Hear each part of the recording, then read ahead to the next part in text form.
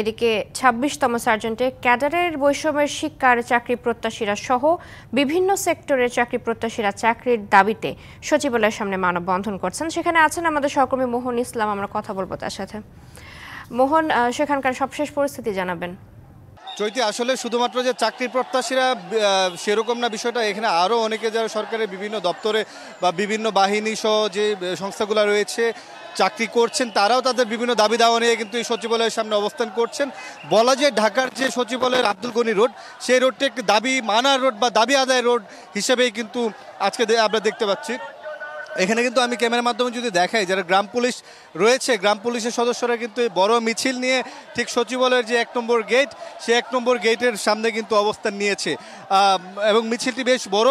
তাদের সাথে আমরা কথা বলেছিলাম, তারা বেশ কয়েকদিন যাবতে কিন্তু ঢাকার রাজপথে আছেন প্রেস ক্লাবের সামনে। তাদের যে দাবিদা, তাদের যে বেতন কাঠামো সহ তাদের বিষয়গুলো, সেইগুলো দাবি কিন্তু তারা তুলে ধরছেন। আমরা কয়েকজনের সাথে একটু কথা বলবো, আগে জানবো তাদের থেকে। আপনার সাথে একটু কথা বলতে চাই, আপনার সাথে ফটিক চন্দ্র বা আমিনুর, আপনি বলবেন আসলে আপনাদের কি দাবি নিয়ে সচিবালয়ের সামনে আসলেন বা কি চাওয়া আপনাদের? আমাদের মূলত চাওয়া হয়েছে এক দাবি, সেটা হচ্ছে আমাদের জাতীয়করণ করে দিতে হবে। আমার ৬,৫০০ টাকা আমাদের চলে না, আমরা খাইতে পারি না, চলতে পারি না। বর্তমানে যে দ্রব্যমূল্য ৬,৫০০ টাকা দিয়ে আপনারা বলেন চলে?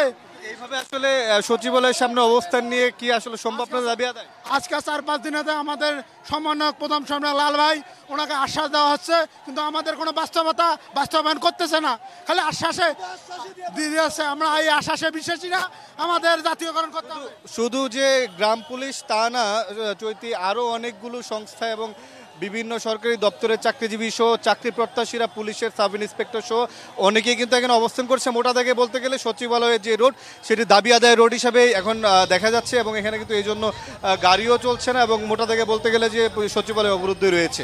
চৈতি, মোহন, ধন্যবাদ আপনাকে।